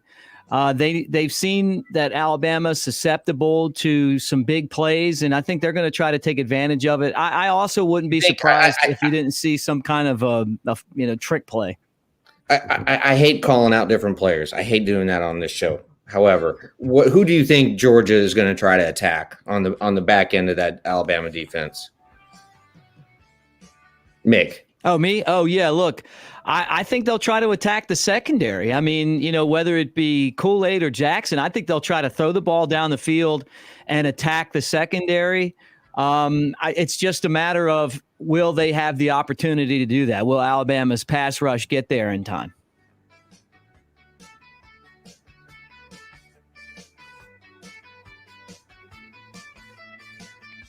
All right, we'll continue live from AVX. I'm Jay Barker, Mick Gillespie, Lars Anderson, as we continue this preview of coming up the game, national championship between Alabama and the Georgia Bulldogs. Stay with us. You're listening to The Jay Barker Show, live from the AVX studios in downtown Birmingham. 1 in 7 men will face prostate cancer. Nearly 500 new cases are diagnosed every day in the U.S. Traditional treatments can cause erectile dysfunction and urinary incontinence. But now there's a new option, high-intensity focused ultrasound, or HIFU. Men who are really looking for an option that really preserves their urinary and sexual function are great candidates for HIFU treatment. Preserve your quality of life. Call 866-4-VITURO or visit VituroHealth.com. Hi, it's Jay Barker for AVX, Audio Video Excellence. They are the premier provider for custom audio-visual design and installation in the Southeast. AVX seeks excellence in everything it does, including a superior employee experience. AVX offers employees an industry-leading salary, insurance benefits, and 401k options. AVX technicians also receive the highest level of certification and continue training, making it one of the most awarded and decorated companies in the industry. Career opportunities are available now for technicians in Birmingham and Santa Rosa Beach, Florida. Join the AVX team by contacting them at avxinc.com. Hi, this is Wes McClooney, owner of the New Balance Birmingham store. If you're average and you're looking for a new pair of running or walking shoes, I suggest you go to an average shoe store where they'll sell you a pair of average shoes built for the average person with average size feet. But here's the thing, you're not average. No one is. We all exercise differently. We run differently. We walk differently. And our feet come in all sorts of widths and lengths. That's why at the New Balance Birmingham store, we employ fit specialists who will conduct an in-depth analysis of your foot's size and shape, along with your gait, and then determine the best New Balance shoes custom fit to you. Because New Balance isn't your average shoe, and you're not average either. Experience the difference an unaverage custom fit makes today at the New Balance Birmingham store on Highway 280 next to Chick-fil-A. New Balance Birmingham, your feet will thank you. Hi, it's Jay Barker. I want to tell you about my good friends Craig and Keith at Birmingham Broker. Go online at bhambroker.com. That's bhambroker.com or 205-716-1269. Got 7 kids, man, and we had to sell a lot of cars. And these guys are looking for a lot of inventory. They helped us with all the hassle. No stress for us. They did the process as far as the sales and everything. Handled it all the way through. White glove type service. You'll love it. Again, it's bhambroker.com. Sell your car through bhambroker.com or 205-716-1269. Hi, it's Jay Barker for Siebel's in downtown Homewood, and now's the time to get your special place ready. Come in and let Siebel's design your porch with Kingsley Bait outdoor furniture and one of their custom swinging beds. For the great room, you're going to need their Carson swivel recliner.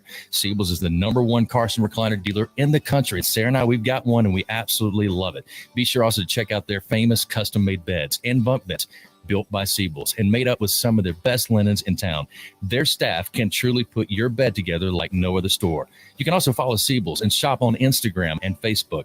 And be sure to call or go by their special store in downtown Homewood. The number is 800-448-1962. That's 800-448-1962. And just for listening, go to SiebelsCottage.com and order anything you want and type in J Barker for a special discount code. That's J Barker for a special discount code available only to our listeners for a limited time on the J Barker Show. Siebel's in downtown Homewood or online at SiebelsCottage.com.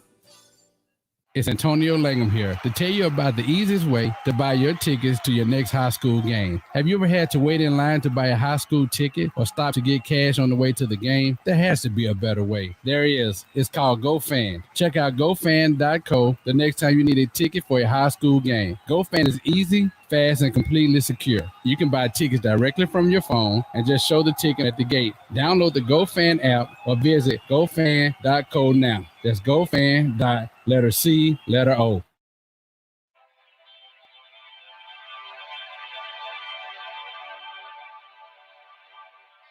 Well, Bryce does about as good a job as anybody we've ever had in our program in terms of how he prepares for a game, how he studies the other team, how he sort of knows the ins and outs of what we want to try to execute and what we want to try to do on offense. He's well liked by his teammates. He's a leader. And, you know, he's got sort of a emotional stability about him that he doesn't really get frustrated or, you know, upset in any kind of way, even when things don't go well. He's can sort of stay focused and keep doing what he thinks he needs to do to be able to have success, make adjustments, adapt to what he needs to do. You know, he's a very, very mature guy, way beyond his years in terms of how he views what he needs to do to be successful, and he's pretty committed to it and has pretty single-minded purpose in trying to get it done, and I think it does impact and affect other players on the offensive side of the ball.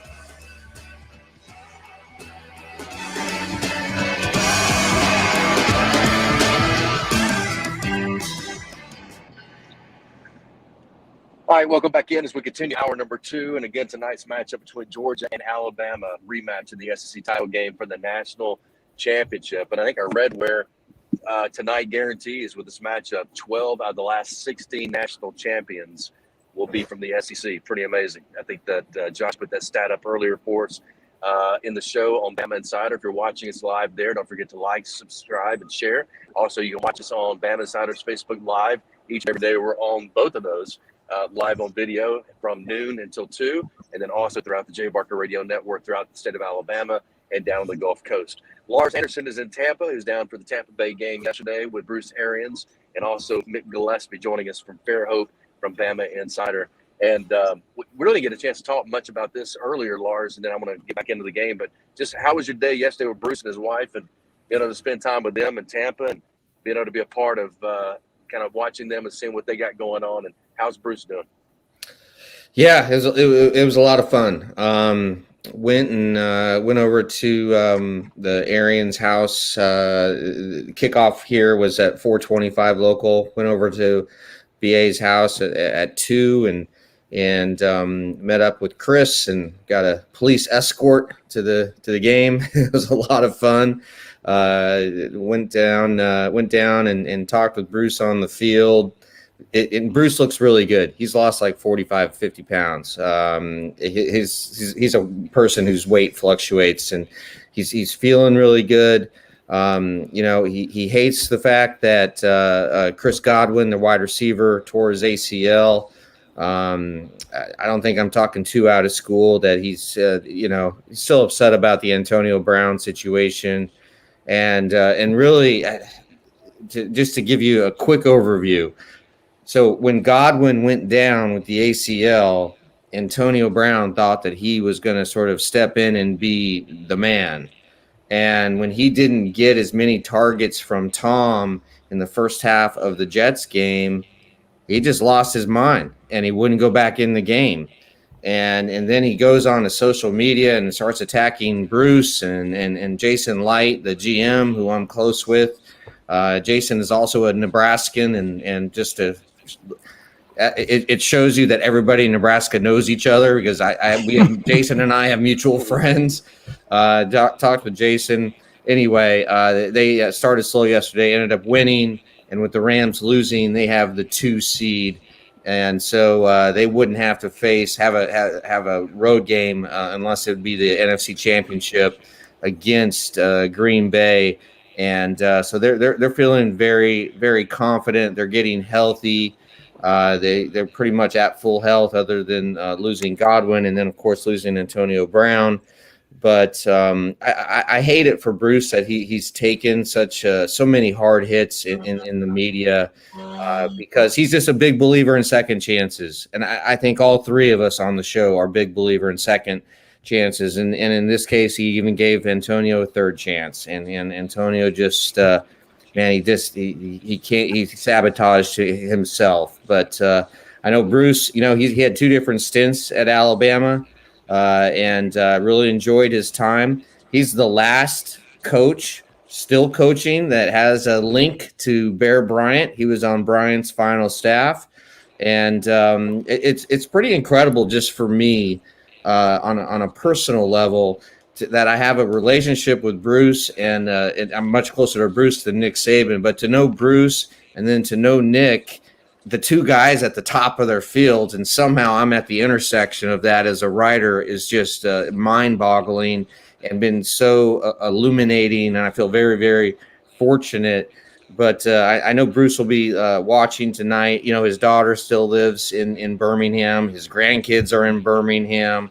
Their sort of their forever home is in Georgia, and so they have mixed feelings on it. But it was a lot of fun. It was a lot of fun, Mick. I don't know, Mick. Have you had any interaction with Bruce Arians over the years? No, never met him. I did watch the Super Bowl last year. I saw the Antonio Brown thing, and honestly, I just my thoughts are that the guy has something wrong mentally. Watching the way that he walked off the field, and that was hard to watch. Man, I wonder. You know what? I've talked to like my friends about that. I wonder if that cheap shot that he took against in the playoffs when he was with the Steelers, that the guy with the Bengals, I forget the guy's name, Burford or whatever, like took a perfect. Cheap, yeah, Vontez perfect. Yeah, I was on a plane coming back from spring training or somewhere, and maybe it was, I don't know where I was coming, something with the Cubs, and I was coming back and I was watching that on the plane, and I remember just feeling angry that he got hit like that. And then since then, it's like the guy's been nuts. And that whole move was just insane, the way that he walked off the field. Nothing's normal about him, and I'm honestly afraid for his future. Yeah, it was, we talked about, we never want to make fun of mental health or issues like that, but it really did honestly remind me of Ricky Bobby. I mean, I was thinking Talladega Nights. I mean, the guy's undressing. I'm thinking, is he going to go all the way down to the underwear? He just did not have the right mindset at that time. But I know Bruce will handle that as well as he can. I know there's going to be a lot of things said on both sides, and everything will eventually be settled out and stuff. But I know it was a lot of fun having a chance to spend time with Bruce. Hey, Mick, I wanted to ask you, just from being a guy that's been around, and I know you have too, Lars, having on football for a long time, but you went to school in Alabama. You've watched it. You've been a part of it. You've seen the good and the bad. And one of the things that we've always brought up, there goes Lars. One of the things we've always brought up is that the fact that what Coach Saban has done just the last 15 years has just been unbelievable. I mean, most of all, most people didn't think he'd be there this long. And then secondly, just the amount of championships he's won, the position he's put not only Alabama in as far as recruiting each and every year, the amount of players have gone on to the NFL, the amount of coaches who are now head coaches in college football. I mean, we talk about the impact he's made on just Alabama, but has there been a coach, such as Nick Saban has, all across the board? I mean, I'm amazed, honestly, at Nick Saban. I mean, they may lose this game tonight, and I'm still amazed that he even got this team as far as they have. I mean, it's been it really has just been the perfect storm, and I got to thank Auburn for the way that they rubbed it in Alabama's face back when they won. Like, they were doing the "Here comes the thumb." Remember that? Here comes the thumb before he got there. And they did this. I remember when Nick Saban guys played before the first Iron Bowl. He's like, we play every game. Every game's the same. We respect all of our opponents. Like, kind of downplayed the Iron Bowl, and then Alabama lost, and he got a taste for what the Iron Bowl's all about. Never heard him say that again. Right. And I mean, like, I love the guy, and we're so lucky that we caught him this time in his career where, being in one place is important. He's not job hopping. The guy could have any job in football, any job that he wanted. If he wanted to be the Dallas Cowboys head coach, it would happen. If he wanted to be anywhere in college, he could have that job. But he stays in Tuscaloosa because that's where he wants to be. And I think a big reason is his family. I think the other reason is, and I've said this before, Jay, is that, a lot of the power brokers, whether it be in the athletic department or boosters who rear their ugly heads when a coach doesn't have that true power, they can't touch this guy. And so once he got them out of the way and kind of kept them where they needed to be kept, he has just orchestrated this run, whether it's guys in the NFL, whether it's wins on the football field, whether it's championships, whether it's guys coming to Alabama like Bryce Young that represent everything that you could ever want in a college student. I felt like when Shula was coach, that a lot of the guys that I'm not saying a lot, but some of the guys that he would bring in, I mean, you'd be scared to be around them. Nick Saban goes out and gets class people, and he gets five-star character. And I see other programs that struggle with this. Look at Tennessee and all the arrests that they have and some of these other places. Alabama doesn't have that, and it's because Nick Saban is at that point right now where he can go get the best of the best, not just on the football field, but guys who are smart upstairs and also are good people. And that, to me, being an alumnus of Alabama, is the thing that I love the most. Yeah, and I want to talk about that at some point in time with you guys. I know we don't have time today, but at some point in time, how during the Bryant era, the 60s, the 70s, and even into the 80s, and the kind of the ups and downs there in the late 60s and early 70s to winning championships again, how the power brokers became who they were at Alabama, and how, to me, it really affected the 80s and somewhat of the 90s when Coach Stallings got there. And then there was a little bit of as we all know, there was a lot behind the scenes. We won't get into that. But then finally, the guy that needed to make it happen was Coach Mal Moore. Said, hey, we're giving this guy the keys. We're giving him the ability to make all the decisions. Your choice, whatever you want to do, you do it. And really got it back to where Coach Bryant was and when he got there in 1958, and was able to be the guy and run the program. So I'd love to talk about that at some point in time, because I think it was a interesting point in Alabama football history or athletic history as well. Hey, Fully Promoted, do you struggle finding new ideas or ways to brand your products? Maybe tell your story? Well, Fully Promoted can help you do that. Give them a call today at 205-406-6430. Mention that you heard this ad on the Jay Barker Show for a special offer. Again, that's 205-406-6430. And again, when it comes to branding, marketing solutions to get your name in front of your potential customers, they've got local experts that specialize putting your logo on apparel, team gear, caps, promotional products, trade show items, and printed materials as well.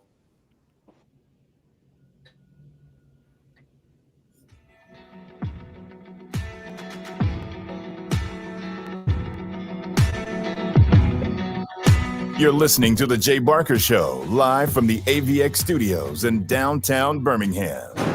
Ask big. Have you seen our artisan-created diamonds? If you've been in a room with one, Hour number 2 in our preview. Get ready. I'm Osmond from Fincher and Osmond. It's a diamond like I've never seen. And he's seen a lot of diamonds. Ask big. At Fincher and Osmond, you can put artisan-created diamonds side by side with mined diamonds. when you see it. More importantly, when she sees it. FincherandOsmond.com. McFarland Boulevard between Edgar's and local routes. Work is a part of all of us.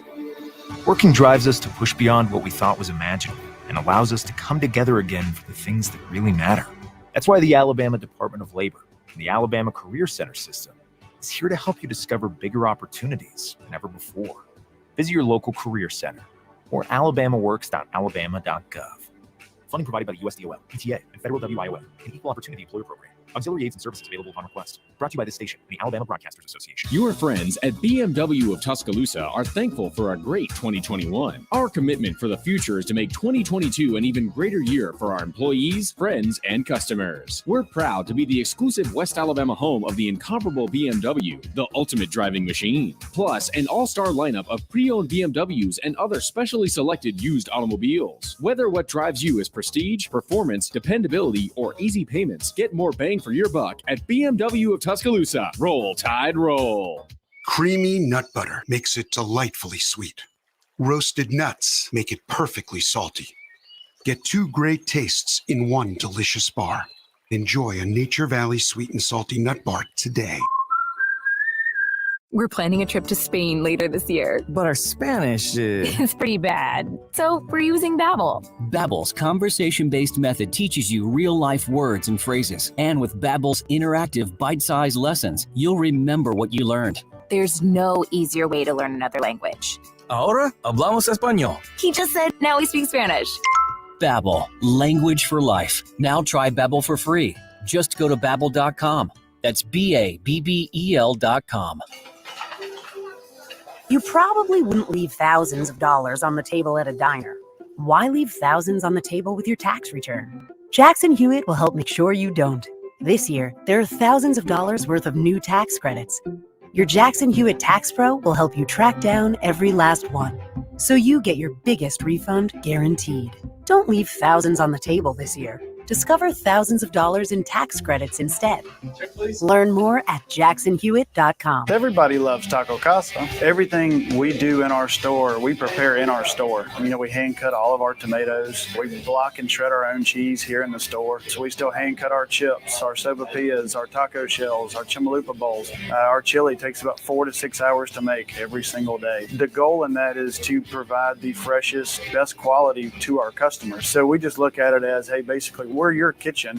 You're just coming to eat in your kitchen. Taco Casa, under the biggest cactus in town. Homemade biscuits in the morning from the Biscuit Shop. Buttermilk, meat, blueberry, sprinkle, and specialty biscuits. Or sausage, cream cheese, and added flavor sandwiches. Open Tuesday through Saturday, 6 a.m. till 12:30 in the Essex Square Shopping Center. TheBiscuitLady.com. Weather brought to you by Tidwell Chiropractic, the only third-generation chiropractor in Tuscaloosa with over 24 years experience. Call Tidwell Chiropractic at 752-7503.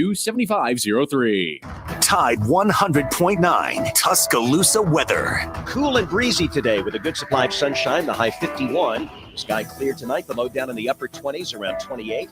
Then for tomorrow and Wednesday, the sky will stay sunny both days, highs ranging from 51 to 54 degrees. I'm James Spann on the ABC 3340 Weather Center on Tide 100.9. It's 51 degrees in Tuscaloosa. I'll go first. It's a great honor to be across from Coach Saban and the tremendous job he's done, but it's probably nothing unusual for him to be in this game because he's been in this game an awful lot. And I know he doesn't take that for granted because I know the work and effort he puts into it to get his team here. I've been able to see that. I've been a part of that. I also know the work and effort we've put in to get to this point. It is no easy job to get to this point through the SEC gauntlet, through the championship game, through the semifinals. It's a tough, rigorous season. So to be in this position is certainly an honor. To be across from Coach, it's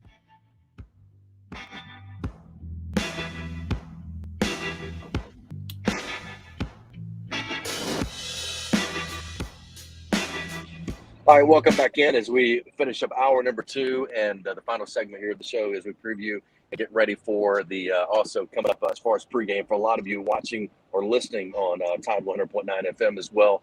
Stay tuned for that or other networks as well to get ready for the pregame shows coming up leading up to Alabama, Georgia tonight. Hey, also remind you we're presented by Top Golf of Birmingham and driven by Sonny King Ford. Get out and check out all those great folks at Top Golf and Sonny King Ford. All right, let's get predictions. We got about a minute and a half left, so I'll start with Lars. Lars, your prediction for tonight, what do you think's going to happen? It's going to be a close game, back and forth. I like Alabama 35-31. MVP is going to be Jaleel Billingsley. Mick.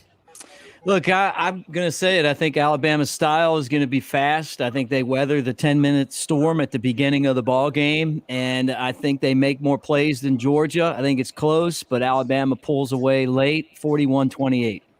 I love it. Yeah, my prediction, I'm going to stay with it from the other day, 38-24, Alabama Crimson Tide. And I'm hoping, again, we might see an emergence of a guy that makes a difference that we haven't seen. So we'll see what happens throughout this game. And but I do think Ja'Cory Brooks is going to play big in this game. I do think also Dallas Turner will play big because we know the other guys already are. But we need these other guys to step up.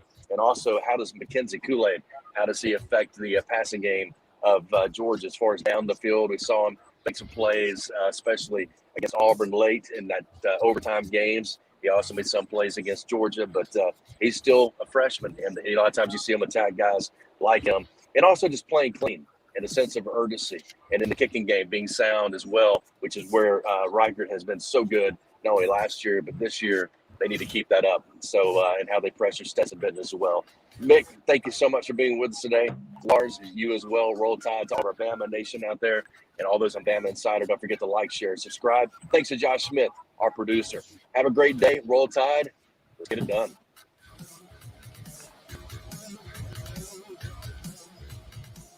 Hi, this is Wes McClooney, owner